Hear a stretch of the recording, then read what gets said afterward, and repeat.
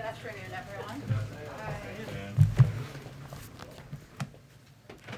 I have a couple of items for all of you at the top.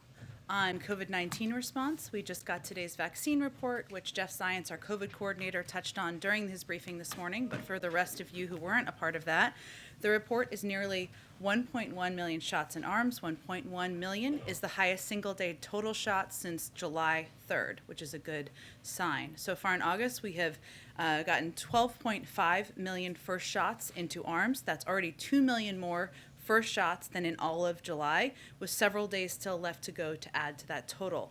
Importantly, we've now hit a major milestone in our effort to vaccinate adolescents at a particularly important time as people go back to school. 50% of 12 to 17-year-olds now have at least their first shot. Obviously more work to do, but a positive step forward.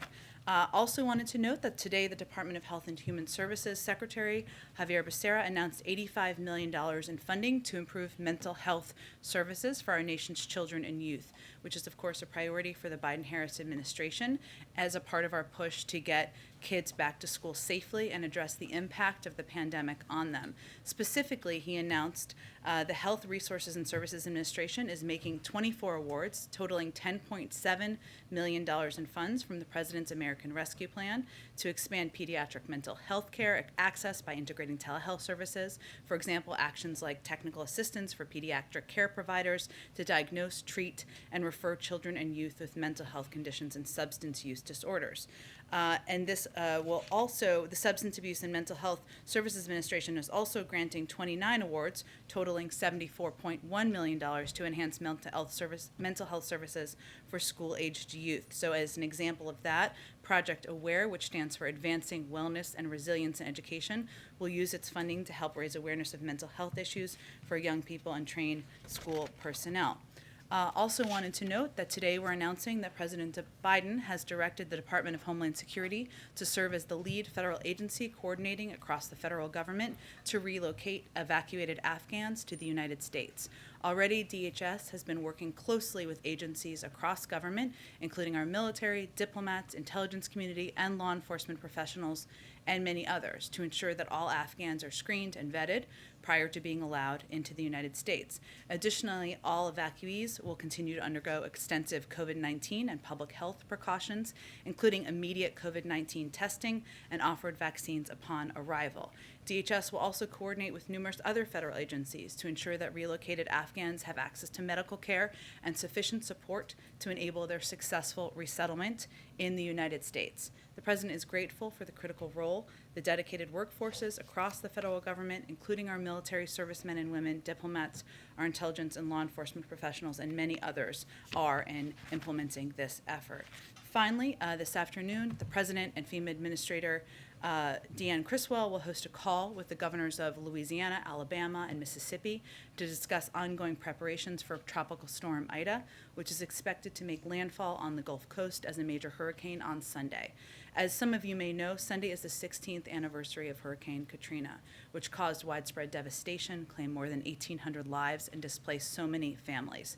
The FEMA administrator was in Louisiana yesterday. She met with Governor Bell Edwards and the State Emergency Management Director to discuss how they're mobilizing to prepare for what could be a very dangerous storm hitting a region that has been heavily impacted by the Delta variant. And the President will be closely tracking this and receive updates through the course of the weekend. Amr, with that, why don't you do that?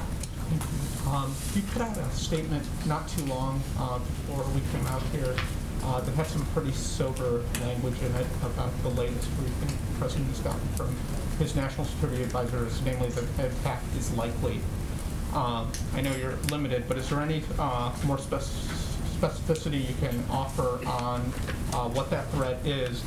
And secondly, what does it mean for the evacuation? Does the intel in any way also, and changes that need to be made, limit or restrict the ability to continue or get as much done with the mission through August 31st?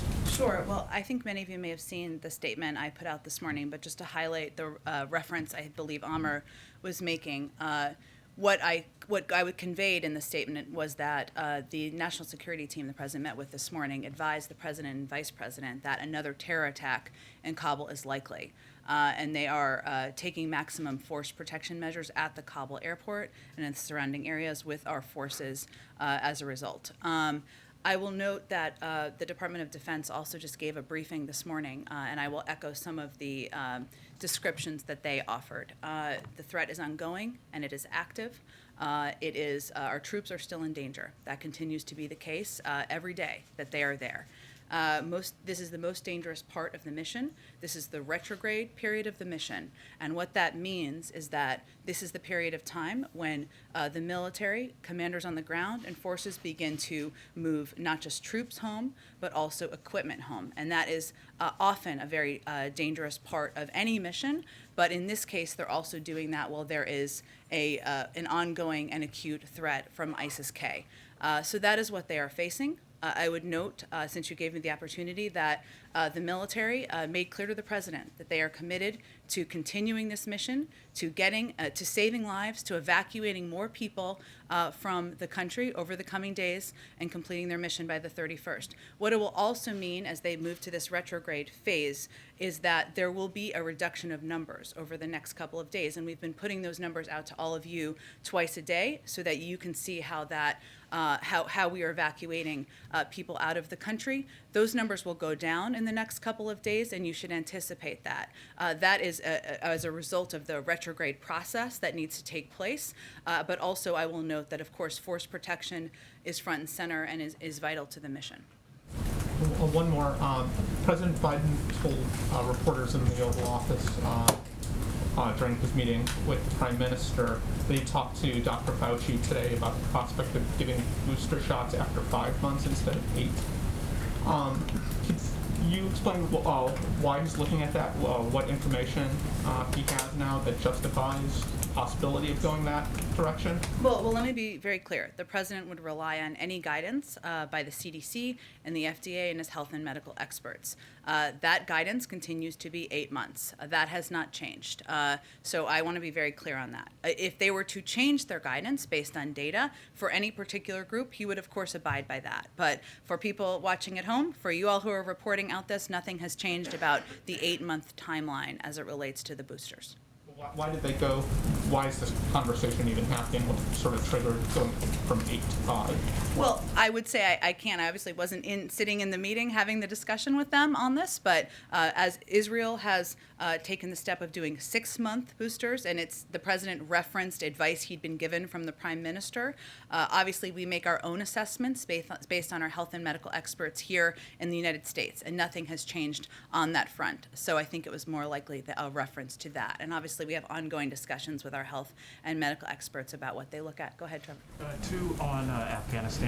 First, I just wanted to get an update on the president's plans, if he has any to meet the troops when their remains are returned to the United States. Well, there hasn't been an announcement, as you know, by the U.S. military about the timing of that, but I can reiterate what I conveyed yesterday, which is the president will look for any opportunity to honor the servicemen and women who lost their lives yesterday, but I don't have anything to announce at this point in time. Okay, and then just one other thing. There's been some reporting around the Taliban requesting an ongoing diplomatic presence in Kabul from the United States.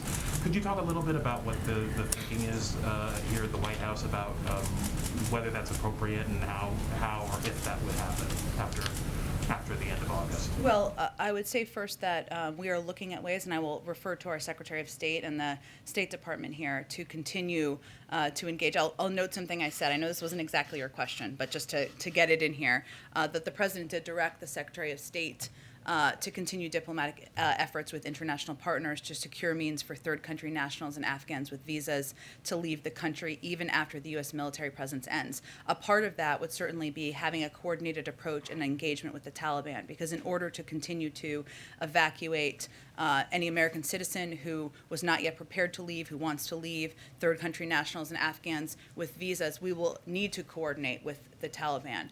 That does not mean or translate into a presence on the ground. As we've noted, we are pulling our presence out by the 31st, and that has not changed. Go ahead.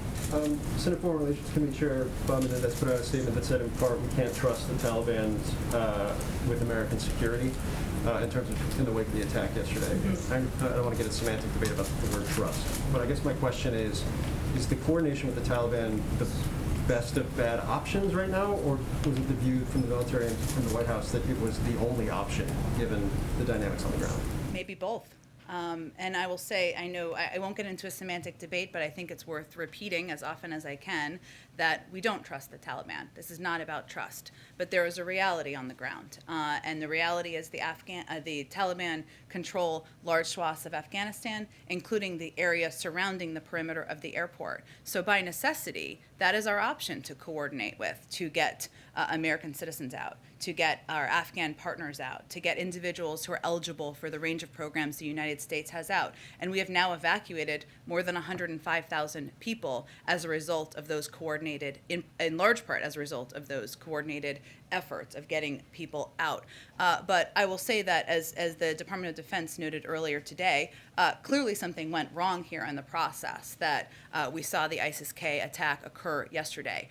We don't have additional information to suggest that it was intentional or anything along those lines, which was a question that was asked yesterday. But clearly there was a break in the security process here. There's no question about that. And just one more kind of following up on what Amar asked. It is rare that you have U.S. officials be this definitive about the security threats that are being faced anywhere in the world. Mm-hmm. But this has always been something the president has pointed to as to why he wanted to stick to the August 31st deadline.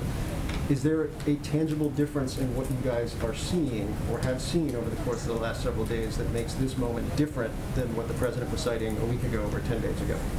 Well, I can't always, I know you're not asking me to, but I can't clearly get into specific details from here. But what I think the reason we put this out publicly in the way we did is because yesterday there was a attack by terrorists that killed 13 members of the U.S. military. And it's important for us as the government to be clear about what threat our U.S. forces are facing on the ground as they continue to implement the mission. And that threat is acute, it is ongoing. Our troops are still in danger, and they are taking the steps they are taking to save lives and evacuate people because of their commitment to the mission, and we felt it was important for people to understand that. Go ahead. Thanks, Jen. I also wanted to ask you about the statement you put out. You said that in light of yesterday's attack, the troops there are taking maximum force protection measures at Kabul airport. What resources are available to them that they didn't have yesterday? They have the same number of troops and the same amount of equipment. Any resources that they need and they request from the president, they will be granted, but I'm not going to get into additional details. Okay, and then I'm also wondering if the president has any plans to speak to the families of the fallen service members? Yeah, so how this process works is the next of kin notifications would, of course, happen by the Department of Defense, typically in person to next of kin. I believe they gave an update on that this morning, conveyed that that process is ongoing. The president wouldn't then make a call or reach out until that process is completed, and it would be up to the next of kin and the families to determine if they are prepared to receive a call from the President of the United States. And I think it's important to note that this may be the worst day of their lives, and they may or may not feel they're ready to talk to the United States or they want to talk to the President of the United States, and that's their choice. But I expect once any calls are completed, we'll provide you all an update. Great. And then finally, I want to know if the White House has any reaction to the swath of Republican lawmakers who are now calling on the president to resign over this?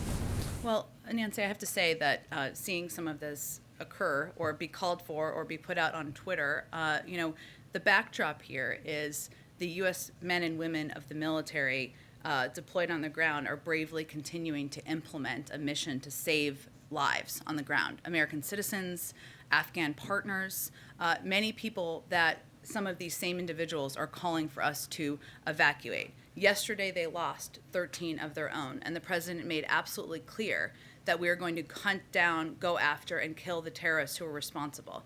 Everyone should be supportive of that. So you're saying now's not the time for politics? Correct. Go ahead. Thank you, Jen. When the president says, "We will hunt you down and make you pay," what does that look like? Is he going to order a mission to kill the people responsible, or would he be satisfied if they are captured and brought to trial? I think he made clear yesterday that he does not want them to live on the earth anymore. Okay. And as the U.S. is coordinating with the Taliban about security for the next couple days, some of the people running security for the Taliban in Kabul are terrorists with millions of dollars worth of bounties on their heads. Are we going to try to bring those known terrorists to justice before we leave the country? Peter, I think our focus right now is on doing everything we can to get the remaining American citizens who want to depart out of the country, to get our Afghan partners out of the country. As I just said in response to Phil's question, this is not a preferred relationship or a situation that we would have designed if we had started from scratch. I think that's very clear. But right now, we need to continue to coordinate. That's our focus for the next couple of days. And the last one, you said that you think we're going to have a great deal of leverage over the Taliban after we leave. You think we're going to have more leverage with no troops on the ground in Afghanistan than we do with thousands of troops on the ground in Afghanistan? Well, to be clear, one of the steps that the President directed his Secretary of State to take, which was in my statement this morning, was to engage with our international partners to determine what the path forward looks like. And there are key components here. The Taliban are going to want a functioning airport. So do we. There's an enormous amount of economic leverage that the global community has. That's something we need to work with our international partners on. As we have more to update you on, we will update you on it. In terms of the president's commitment to make those who were responsible for yesterday's attack pay, is the president committed that even after American troops leave Afghanistan, he would be willing to send in American troops, even in some covert form, to complete that mission to kill those who are responsible? I'm not going to get into details from here on what hunting down and going after the terrorists who killed 13 service members will entail or detail, and I don't think the Department of Defense will either, but that commitment will remain until it's done. Suffice to say, it means the potential exists for troops to go back into Afghanistan even after that. Again, I'm not going to get into the detail of what that would require, but his commitment remains until it's done. Understood. In terms of the commitment, just so it's clear for Americans right now, just 4+ days away from the August 31st deadline, is the White House's commitment still at this point that all Americans who want to leave Afghanistan will be able to leave before that date? That is what we are focused on, committed to, and working toward. Go ahead. Back on the diplomatic efforts, it's Friday, the deadline is Tuesday. What more can you tell us about these talks that the President's directed the Secretary of State to undertake? How close is an agreement? Will we have a diplomatic presence in Afghanistan on September 1st? That's not what we're predicting, nor are we predicting we're going to have we're not predicting a diplomatic presence on the ground in Afghanistan. What we're talking about is coordinating with our international partners in order to determine what the path forward looks like, so we can continue to evacuate third country nationals, Afghans with visas, and any American citizens who have not yet departed because they're not prepared to depart after that period of time. And that will require coordination with our international partners. It will also require continued engagement in some capacity with the Taliban. Just to be clear, are you suggesting there will not be an American diplomatic presence in Afghanistan? I think we've been clear we're pulling our personnel out by the 31st. I don't think we've made any other assessment. I'll let the State Department speak to any other plans beyond that. If I can ask you one more question. I think you indicated yesterday that you believe the President has all the legal authority he needs to attack ISIS-K. Is it the White House's view that the President can lean on the AUMF that was passed right after 9/11 to do so? I can just assure you the President and the military feel they have all the authorities they need to attack ISIS-K. Go ahead. To follow up on Steve's question, the G20, some members of the G20 are pushing for a special meeting on Afghanistan, Italy, India. Is there a discussion yet of having a date for a special G20 meeting on Afghanistan? It's a great question. It would really happen and be coordinated through the State Department, Jennifer, so I would refer you to them. I expect they'll have more details on their planned engagements with international partners in the coming days. And then the President in the Oval Office talked about how if diplomacy fails with Iran, he would be willing to look at other options. Can you share a little bit more about what other options might mean? Well, any president always maintains a range of options, but I would tell you that our objective and our first priority and focus is on a diplomatic path forward, and that's where we're putting our energies at this point in time. Go ahead. I know that there have been a lot of questions about this, but I just really want to try to get some clarity around after August 31st, for people who will still be on the ground in Afghanistan and want to get out.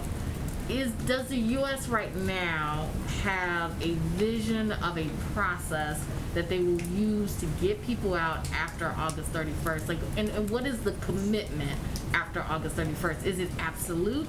If you want to get out of Afghanistan and you are, and you help the U.S. military, you're an Afghan, you'll be able to get out.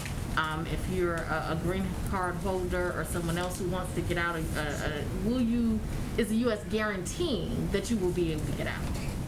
I don't think we can guarantee, but what we can do is work toward, and this is what the president directed the Secretary of State to continue diplomatic efforts with international partners to secure means for third country nationals, Afghans with visas who may be eligible for our programs, of course, any American citizen who remains in country to leave the country even after the U.S. military presence ends. There's a means of mechanisms for that. Those conversations are ongoing. That's our objective. Our commitment does not change on August 31st. Obviously, we need to figure out the operational mechanisms, which is the conversation that's underway. I have a question about green card holders in Afghanistan, U.S. green card Yeah. holders.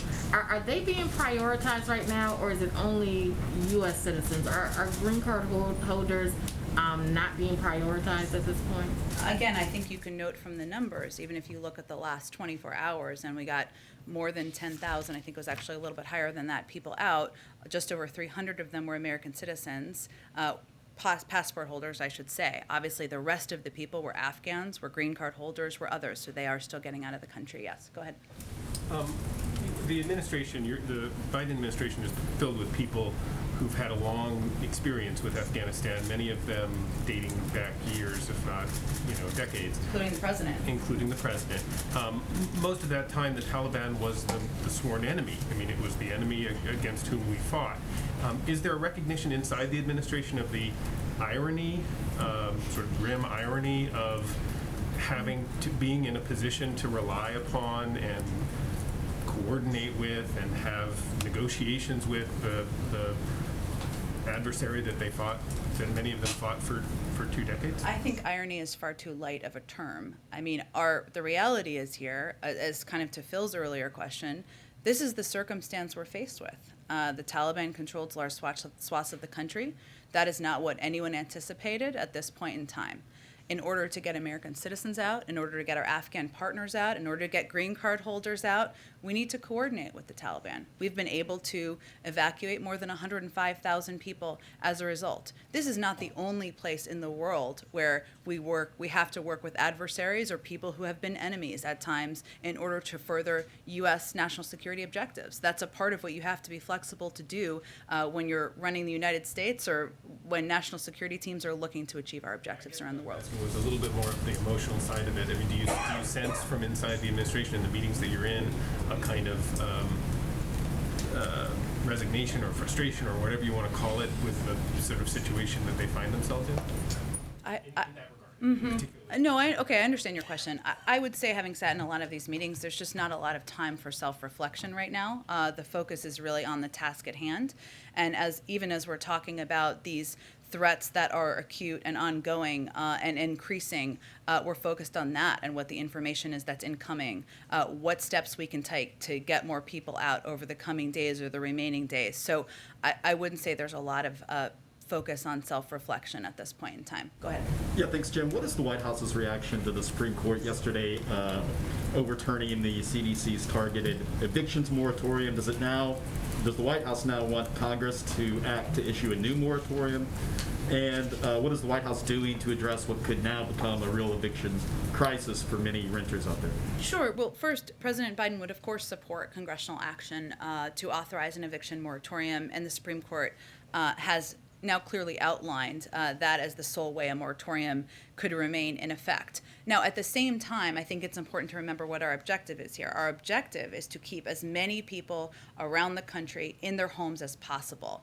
Federal legislation is one way to do that. Obviously, the eviction moratorium we have had in place and we've been issuing month to month is one way to do that. But the ERA funding that came through the American Rescue Plan and is going out to states is another way to do that. And we have asked and we have put out today, the Department of Treasury and the Secretary of HUD sent a letter calling on all governors, mayors, county officials to put in place their own moratoria. There are 7 states across the country who have done that. It has the same impact, right? Because it is preventing people from being kicked out of their homes, and these states have the funding, thanks to the American Rescue Plan, to get that done. Now, the other piece that's our responsibility that we continue to focus on is working to eliminate any red tape that exists. We made some announcements earlier this week that allows renters to attest to their economic circumstances to make it easier. That is, we have seen an impact in some states, but we're going to continue to look for ways to ease the burden and make it easier to get access to this funding. You said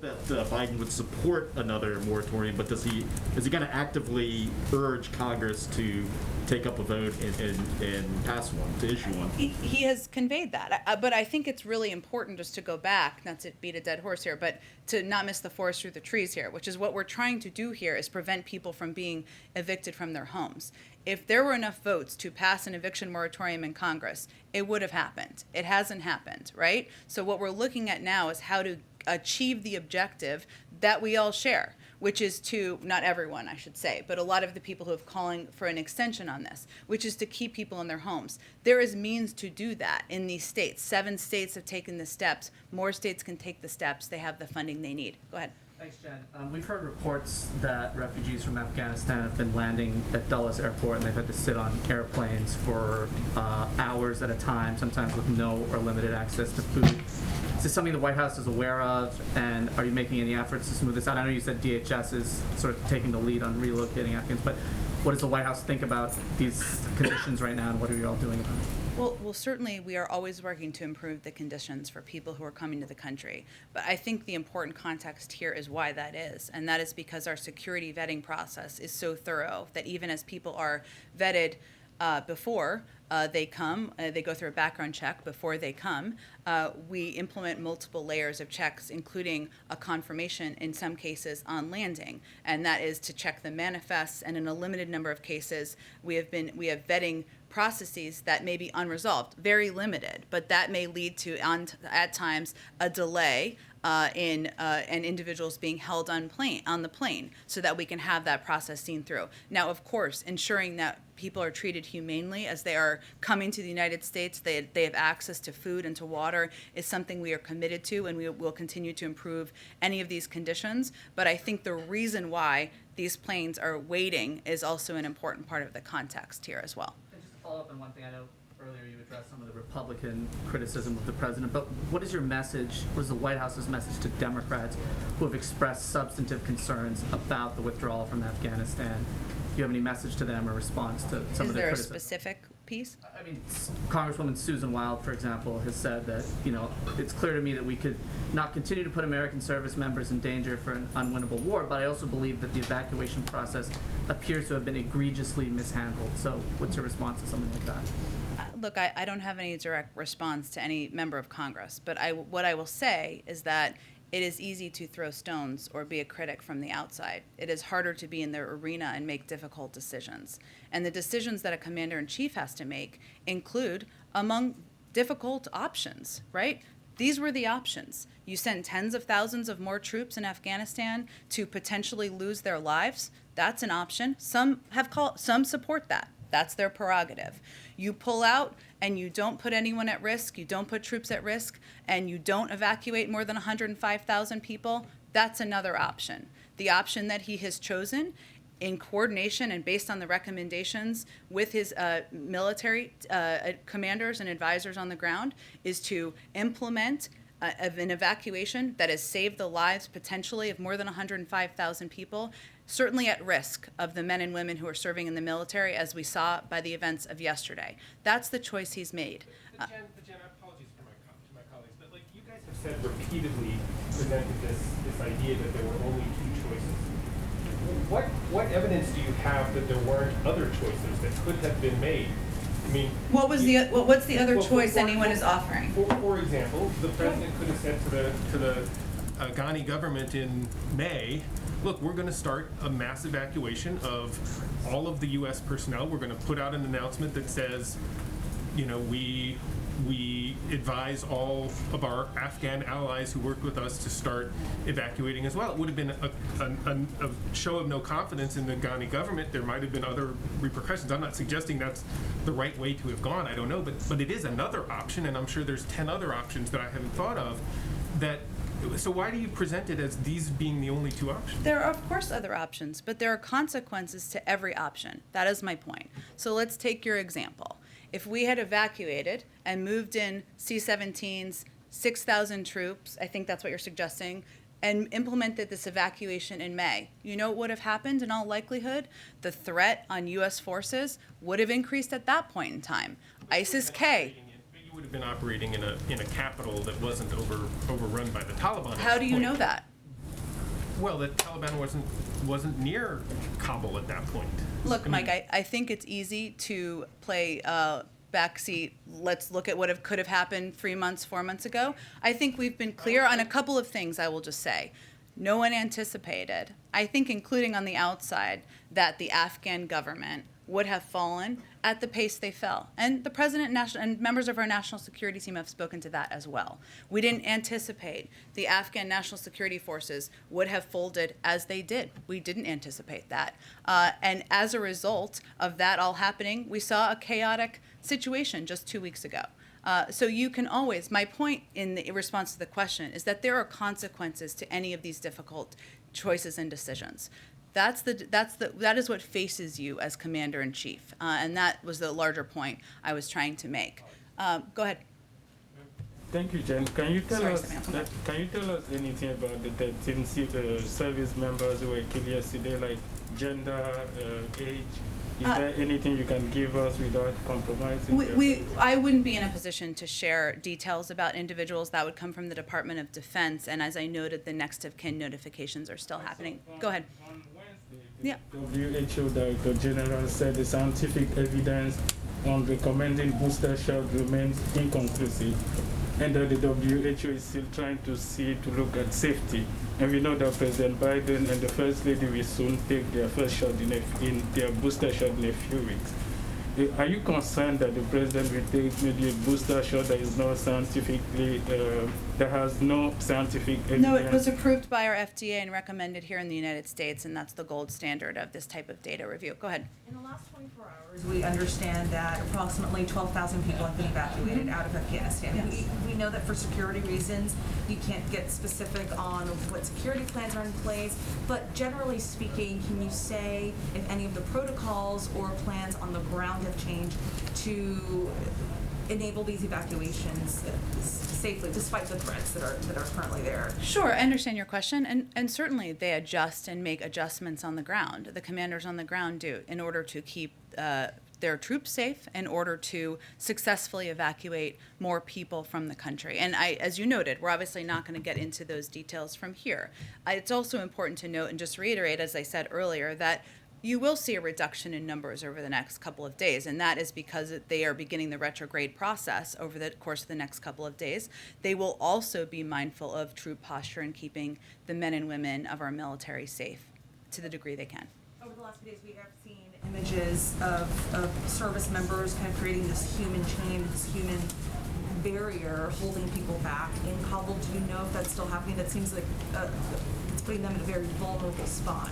The service member, sorry, just so I understand. In Kabul, just images of them kind of blocking groups from getting to a certain area.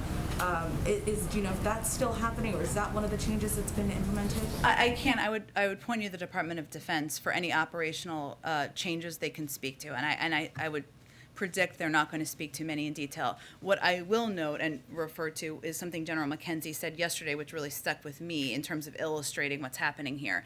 In order to do the security screenings necessary, people have to get quite close. The members of the military have to get quite close to individuals they're screening. They've screened, as we know, tens of thousands of people. So some images may reflect that. I think what you're talking about is something different from that, but I would certainly point you to them for any specifics they can provide. Oh, go ahead. Go ahead. Go ahead. On the fake vaccine cards that are making the rounds, the Health and Human Services Office of IG told us this morning that they are receiving, quote, increasing reports of individuals creating, purchasing, and using fake COVID cards, COVID vaccine cards. How concerned is the White House that this could threaten the nation's progress against the virus? I would not state that as our level of concern. Of course, we are concerned about fake vaccine cards. I don't have an assessment of how widespread it is. I'd have to check with the team and get an assessment of that. Go ahead. Thank you, Jen. Thank you. I have two questions about the president's commitment to give it to us straight, as he often says. The Democratic Congressman Seth Moulton told the journalist Hunter Walker, a former White House colleague, quote, even if you completely agree with the Biden administration's decision to withdraw, the way they have handled this has been a total F-U-C-K-I-N-G disaster. President Biden firmly committed last night to evacuate any remaining Americans, but you seem to say just now, I don't think we can guarantee that. So which is it? I think the question was actually about individuals who are still there because they're not prepared to leave, or other Afghans or others who may want to depart. Just for clarity, I know you care about context. So there is a commitment to evacuate all Americans, and if so, does that mean there's some sort of deal with the Taliban? I don't even understand what your question is. The question is that the airport evacuation obviously was disorganized, as criticized even by Democratic congressmen. Is there actually a plan behind President Biden's commitment to evacuate any remaining Americans? I think the fact that we've evacuated more than 105,000 people, including, and I can give you all the latest numbers, which I know the State Department is giving or is about to give. So of those evacuated since August 14th, we've evacuated at least 5,100 U.S. citizens, likely more. We've received confirmation within the last day more than 300 additional Americans were evacuated. Based on our outreach, there are approximately 500 American citizens we are currently working with who want to leave, and we are communicating directly and in direct contact with them. That speaks to our commitment, I think. My second question on the topic is, yesterday the conservative transparency group, Judicial Watch, released Secret Service records on dog bites involving the first dog, Major. One email said that Secret Service agents were bitten every single day for 8 days from March 1st to March 8th, and that a White House visitor was as well. At a March 9th briefing, you only described one biting incident to us and described the dogs as being whisked back to Delaware on a pre-planned trip to visit family friends. Obviously, that is not the world's most important story, but it is significant because we expect honest information even for minor stories. So can you explain to us why there was a kind of misleading account presented to us?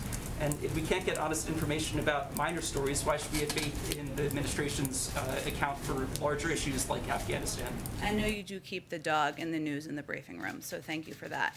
As we've stated previously, Major has had some challenges adjusting to life in the White House. He has been receiving additional training, as well as spending some time in Delaware, where the environment is more familiar to him and he is more comfortable. I don't have any additional specifics, but I think that speaks to where Major is located, to be fully transparent in your ongoing interest in the dog. Go ahead.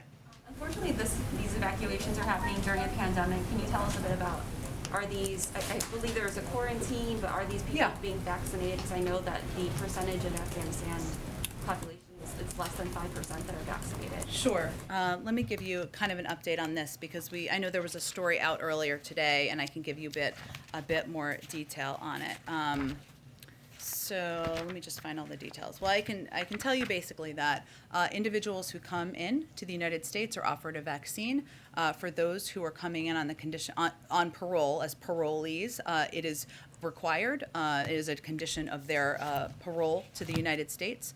But we have made this available at Dulles, and we are continuing to look for ways to expand access to the vaccine to other places where individuals are landing to provide it as quickly as possible on landing. In terms of what steps are taking, everyone is tested upon arrival, and steps are taken if individuals test positive to quarantine them.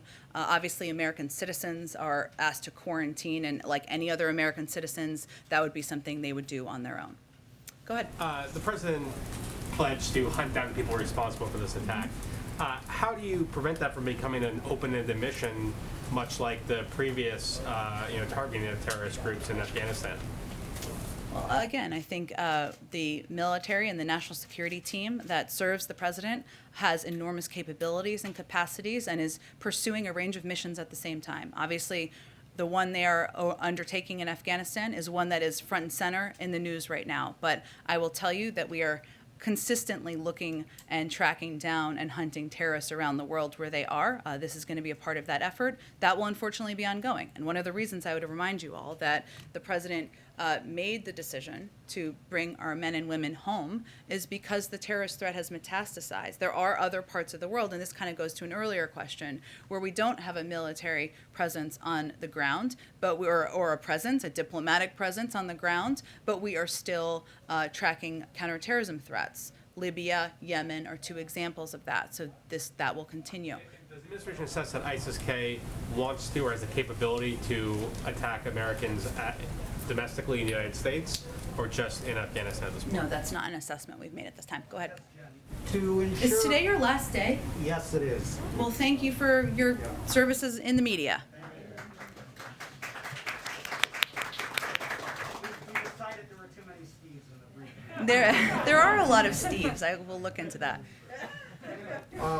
To ensure Iran never develops a nuclear weapon, President Biden told the Israeli Prime Minister today, quote, "We're putting diplomacy first and seeing where that takes us. But if diplomacy fails, we're ready to turn to other options."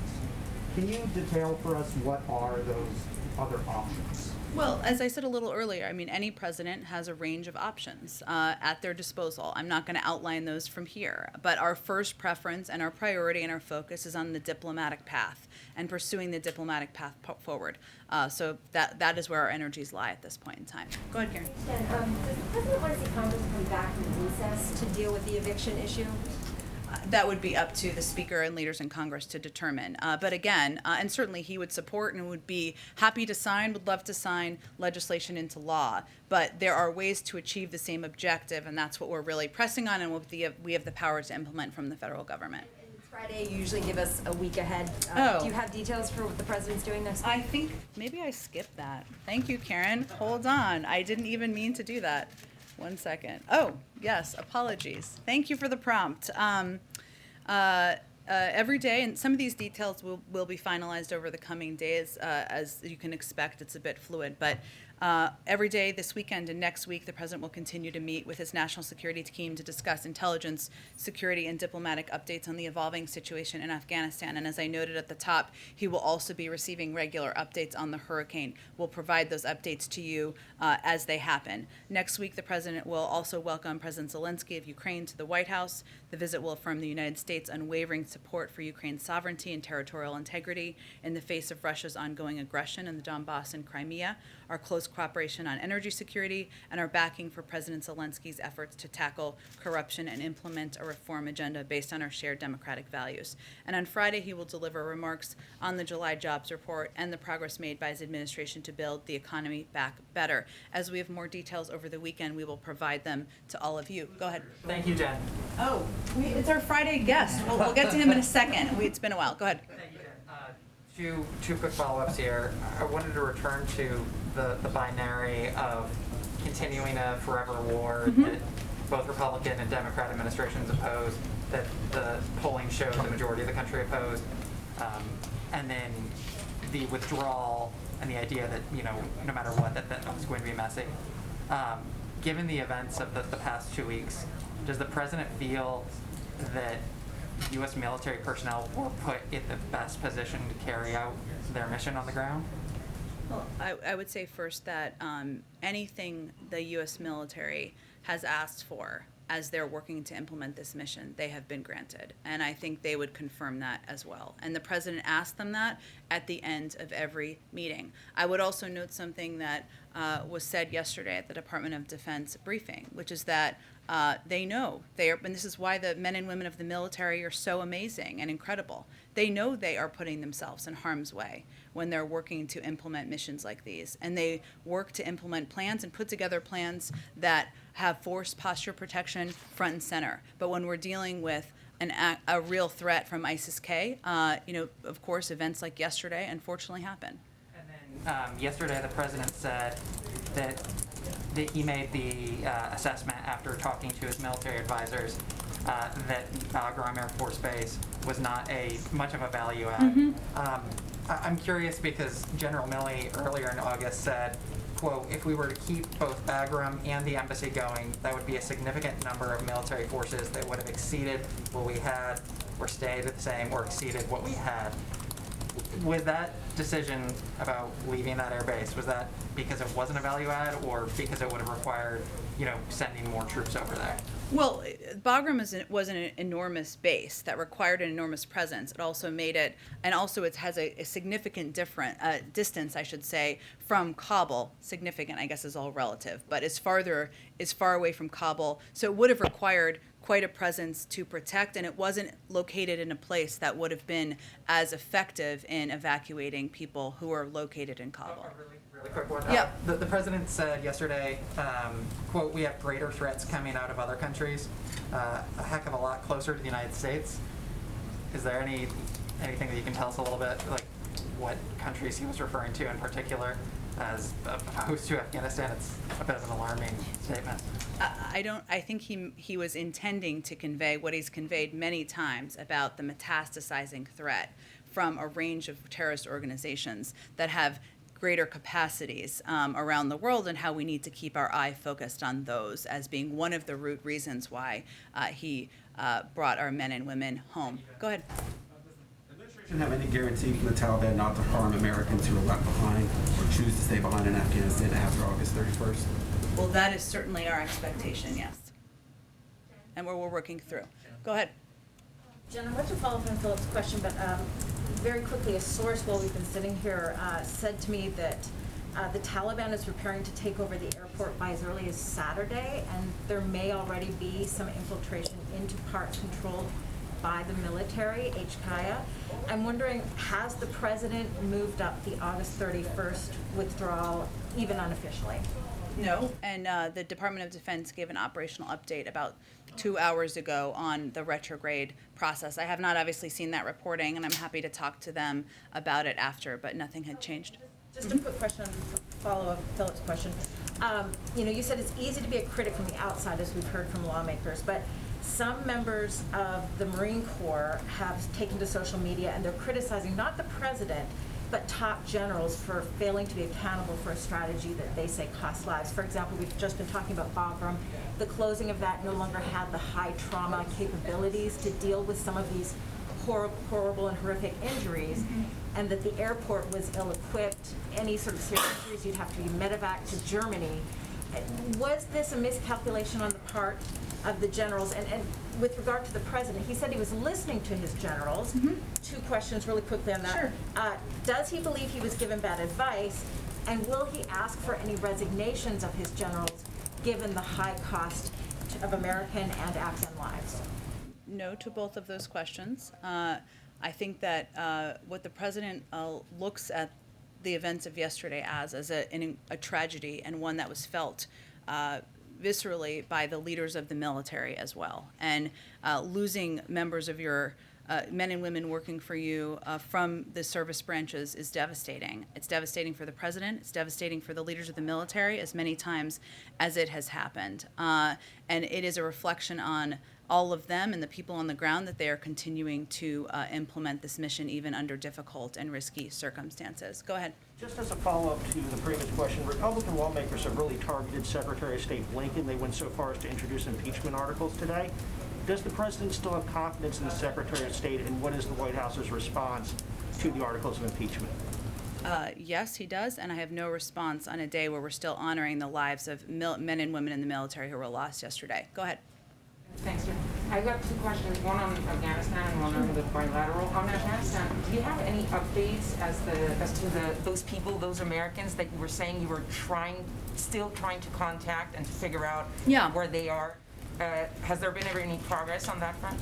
So I gave a little bit of an update earlier, but we've received that just over the last day, we evacuated more than 300 additional Americans. Those were a number of people who we were working to engage with and be in contact with.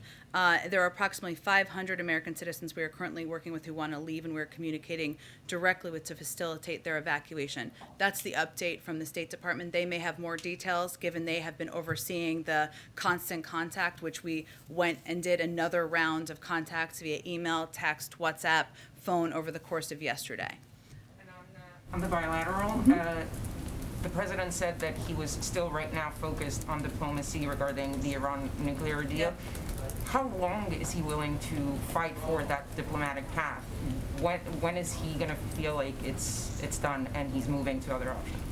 Well, I'm just not going to give an end date on that, given it is by far and away our best option and the preferable option. And we're in this situation because the prior administration pulled out of the Iran nuclear deal and prevented us from having the visibility we need into Iran's capabilities. And that is why we're going to continue to pursue it, but I don't have an end date or an end timeline. Go ahead.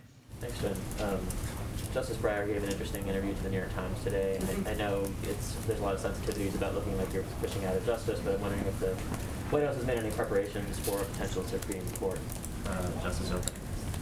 Again, it's going to be up to any sitting Supreme Court justice to make a determination about their timeline and how long they'll stay. And has the president reached out to any governors about the lack of rental assistance aid that has actually gone out in states? I know, the federal government can only control so much, but I'm wondering if the president has reached out to governors specifically to urge them to get that aid out. Well, I would say that we have had a number of members of his cabinet and senior officials who have been engaged directly with governors about how to get the aid out, and a number of the steps we've taken to cut the red tape and make it easier from the federal government has been a result in part of these discussions on what can make it easier to get the money out. Yeah, go ahead. Oh, sorry, go ahead. Thank you very much, Jen. About the relations with the Taliban, looking forward. So the US obviously has got some ongoing asks to the Taliban, like some cooperation on helping to get future people out. Yep. And presumably looking for these Islamic State folks. What are the Taliban asking in return? Are they asking for recognition? Are they asking for an embassy to be put back there? What's their kind of big ask? I think I should be really clear here. There's no rush to recognition of any sort by the United States or any international partners we have talked to. I am, as I've said in the past, blissfully not a spokesperson for the Taliban. So I would ask you to ask them that question as to what they want. Go ahead in the back. You talked earlier about COVID screenings for evacuees as they are coming in. Do you have any information or indication of what the positivity rate is? And can you say how many times are these evacuees being tested? You said that they're being tested in Kabul. Are they being tested again once they arrive in They're the US? tested when they arrive here. Can you say what the positivity rate is? I don't have that information. I will see if the Department of Homeland Security has it. Vaccines that were donated to. And I would just reiterate, individuals who test positive are quarantined and separated. So that is how that is handled. Can I ask about the U.S. has donated over 3 million COVID vaccines to Afghanistan. The UN put out a report this week saying that the number of vaccinations in Afghanistan has significantly dropped since the Taliban took over. Does the White House or does the U.S. government have any indication of what's happened to those vaccines? Are they in the hands of the Taliban and are they still being distributed? Or is there a concern that the Taliban might try to sell those doses? Well, we have not worked with the Taliban as the government, right? And a lot of these assistance is often distributed through humanitarian organizations or others who work through COVAX. I would have to check and see what the implementation and mechanisms are, but we are quite careful and very focused on vaccines not getting into the right hands. And for countries we work with, and remember this was an issue with Cuba, right? We need to have mechanisms to ensure that they are getting out to the populations who need to get access to the vaccines. Go ahead. I would like to ask you, there is link between Taliban and ISIS because the Taliban released from the prisoner from the jail based of US and Taliban agreement. Now Afghan people more worried if the Taliban and ISIS-K, they are friends. It's going to be okay, and still they are friends with the Al-Qaeda too, which is they didn't keep their commitment. Or if not, do you think that it's going to be, started again another civil war in Afghanistan? I don't understand. Taliban and ISIS, they are friends or they are enemy? I think there's clear historic evidence that they have been enemies in the past. I don't have any assessment beyond what we've said over the last few days about the fact that we have no information to suggest that the Taliban had knowledge of or engagement in the ISIS-K attack. Beyond that, what we have available or what I can speak to as historic precedent. Oh yes, let me go. Hello. So we haven't done this in a while, but so this is, let's see, Blake Patterson. Thanks for joining us, Blake, who is from The Advocate in Baton Rouge, Louisiana. How can we help you, Blake? Thank you for having me. Hurricane Ida is on Louisiana's doorstep, but today marks the 1-year anniversary since an even stronger storm, Hurricane Laura, devastated Lake Charles in southwest Louisiana. President Biden promised back in May that help was on the way, but the region still hasn't received a penny in supplemental disaster relief. What can you say to the people of Louisiana for how much longer they need to wait for President Biden and Congress to act? And with this latest storm coming, why should Louisianans trust that the Biden administration will be there to back them up if it's just as devastating?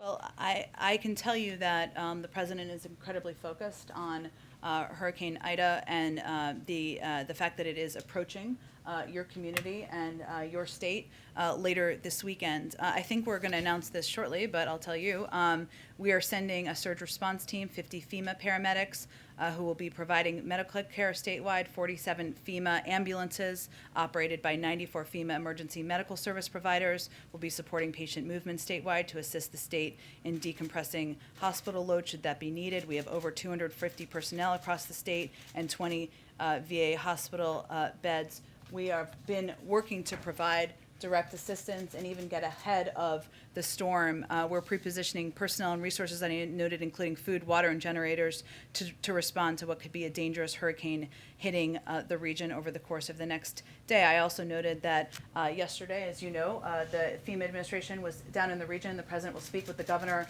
later this afternoon. And in terms of the supplementary funding from the hurricane from last year, I'll have to check on the status of that and what the holdups are.